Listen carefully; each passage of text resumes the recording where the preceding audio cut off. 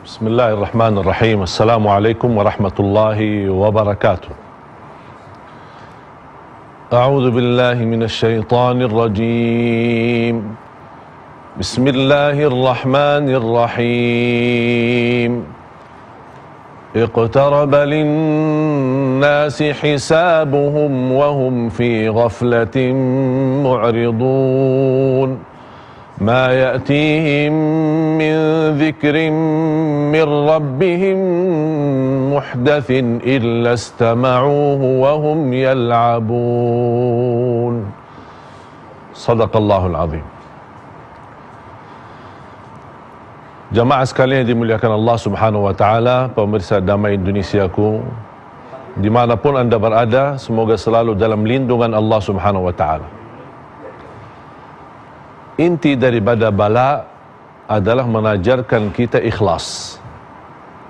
Sebagaimana Abi Amir tadi menjelaskan melalui surat Al-Mulk, Huwallazi khalaqal mauta wal hayata liyabluwakum ayyukum ahsanu amala wa huwal azizul ghafur.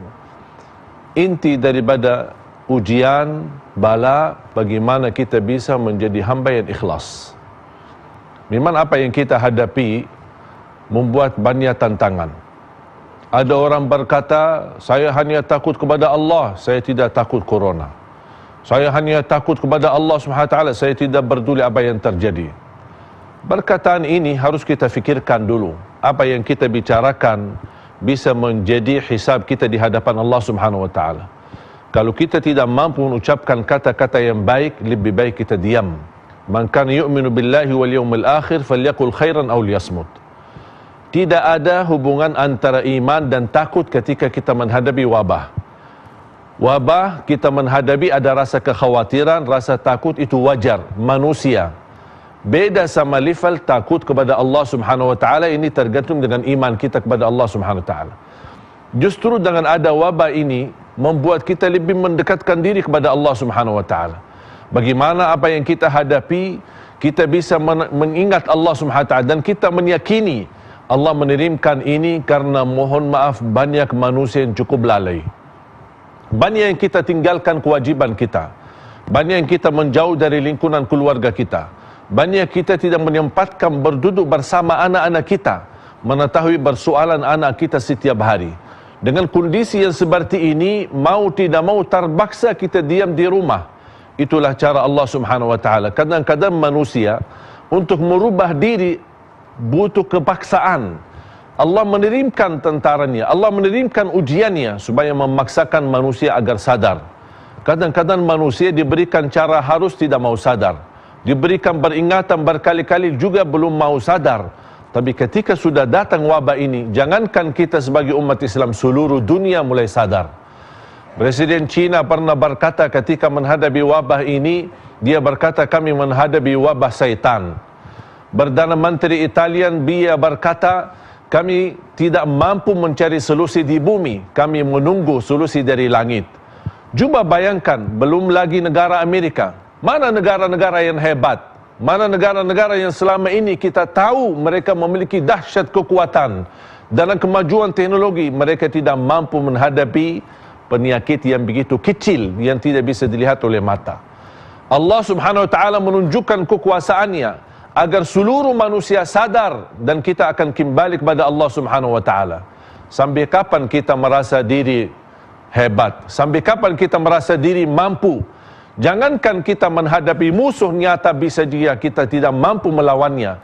Bagaimana kita menghadapi musuh yang tidak bisa kita lihat? Makanya jemaah sekalian, ini benar-benar dahsyat kekuasaan Allah Subhanahu wa taala menunjukkan kepada kita betapa kelemahannya manusia.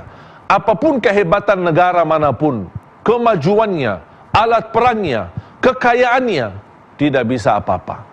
Kun fayakun qadarullah Subhanahu wa taala.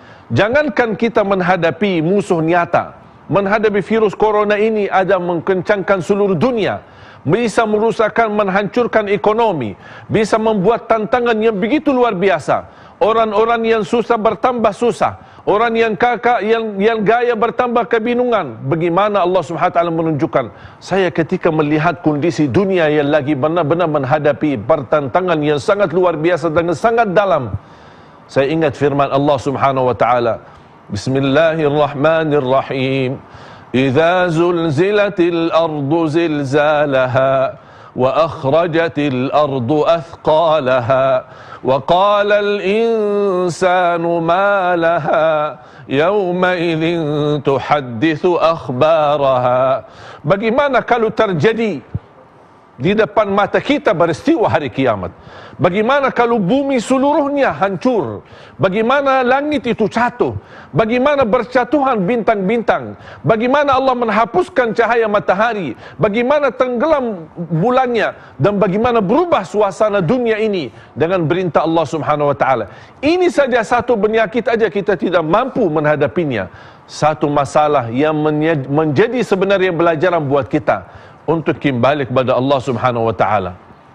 Siti Aisyah pernah bertanya kepada Rasulullah SAW, anahlaku wa fina salihun? Apakah kami bisa menghadapi wabah, menghadapi penyakit, menghadapi bala, menghadapi kebinasaan, membuat kita semua binasa, walaupun ada di tengah kita orang-orang salih?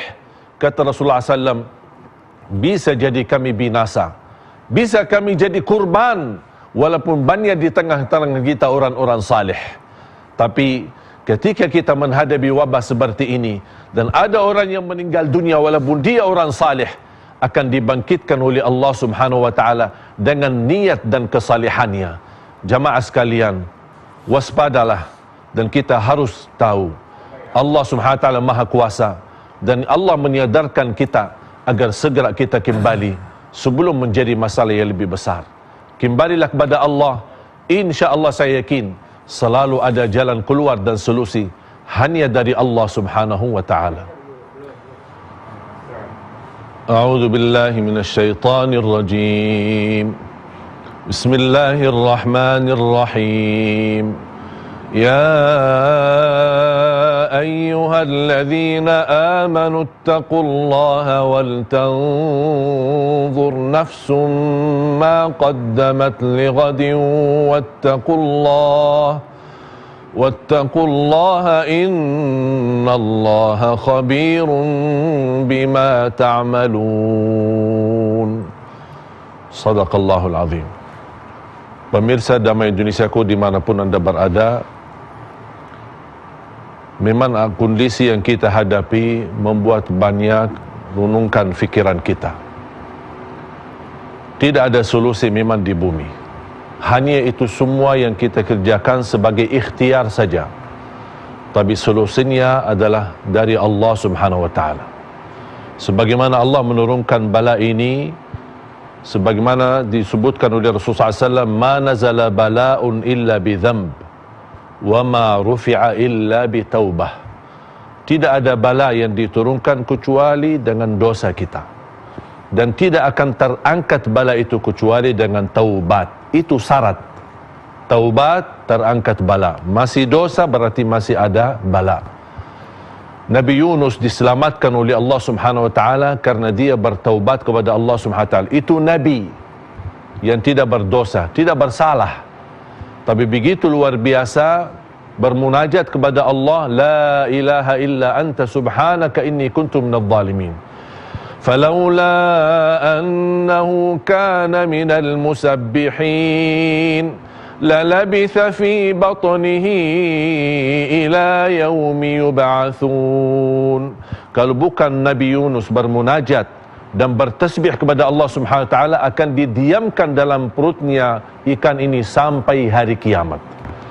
Kita pun kalau tidak bertaubat dan kembali kepada Allah, dan kita mengaku diri kesalahannya, dan kita memohon ampun kepada Allah Subhanahu wa taala, bisa jadi kita akan didiamkan dalam bala ini, dalam wabah ini sekian lama yang kita tidak tahu kapan selesainya. Jamaah sekalian dimuliakan Allah Subhanahu wa taala, ketika saya mendengar berita wabah ini, sebenarnya kesempatan untuk kita kembali kepada Allah Subhanahu Wa Taala. Banyak waktu yang lalai, banyak waktu yang terbuang sia-sia.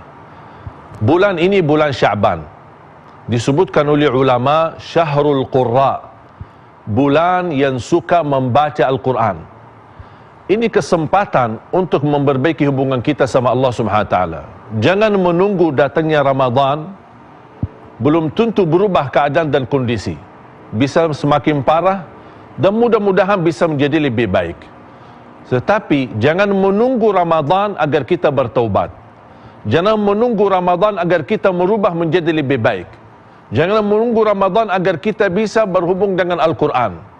Ini bulan Sya'ban, bulanul Qurra, Syahrul Qurra, bulannya yang suka membaca Al-Quran sebanyak-banyaknya. Jamaah sekalian dimuliakan Allah Subhanahu Wa Taala, menurut saya kalau kita tidak sadar dan belum sedia bersadar ketika menghadapi wabah ini, kira-kira kapan kita sadar? Apakah kita menunggu bencana yang begitu amat besar dan dahsyat? Ini sudah menjadi bencana yang dahsyat yang mengencangkan seluruh dunia, yang membuat seluruh dunia ketakutan. Masjidul Haram sampai kesepian sekali.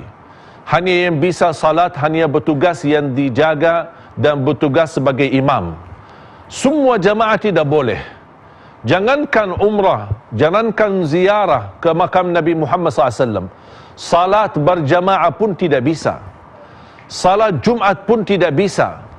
Begitu luar biasa. Kondisi ini membuat kita harus sadar dan ingat. Sambil jamaah yang selalu dia tergantung hatinya dengan masjid, tergantung hatinya dengan salat berjamaah, dia terhalang tidak bisa melaksanakannya. Dan ketika dia salat di rumah, dia bukan melanggar ajaran Islam, dia justru mengikuti ajaran Nabi Muhammad sallallahu alaihi wasallam. Ketika saya membaca sebuah hadis, ketika ada hujan besar yang mengganggu aktivitas kita, di dalam azan membolehkan muazzin hayya 'alas salah, hayya 'alal falah, menambahkan sallu fi buyutikum, ala sallu fi rihalikum, salatlah kalian di rumah, salatlah kalian di tempat kalian masing-masing. Ini salat jamaah diizinkan oleh Islam untuk kita mendiamkan diri di rumah. Bagaimana aktivitas yang lain? Ini salat yang disebutkan hubungan dan tali hubungan kita sama Allah. Tiang agama kita boleh tinggalkan berjamaah demi menjaga diri. Dan ada sebuah hikmah, lebih baik menjaga daripada berobat.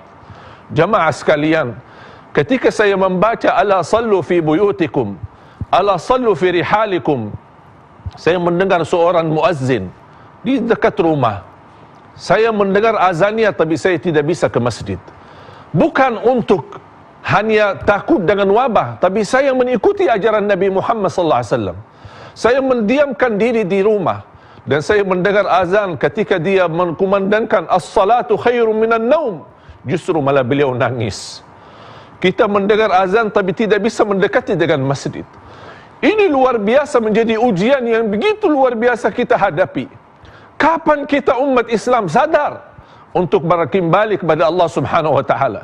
Kalau ini wabah tidak menyadarkan kita agar kita bisa menjaga perintah Allah dan taat kepada Allah, ini menurut saya wabah menjadi pelajaran buat politisi di negara ini, bisa menjadi pelajaran buat para pejabat, ini bisa menjadi pelajaran para dokter dan semua yang ada di negeri kita Indonesia yang tercinta.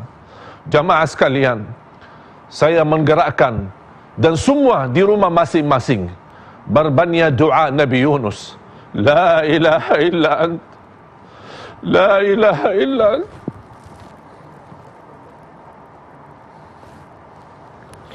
la ilaha illa ant, subhanaka inni kuntu minadh dhalimin. Mudah-mudahan dalam munajat kita, dalam doa Nabi Yunus, mudah-mudahan Allah memberikan solusi untuk kita semua. Amin ya rabbal alamin.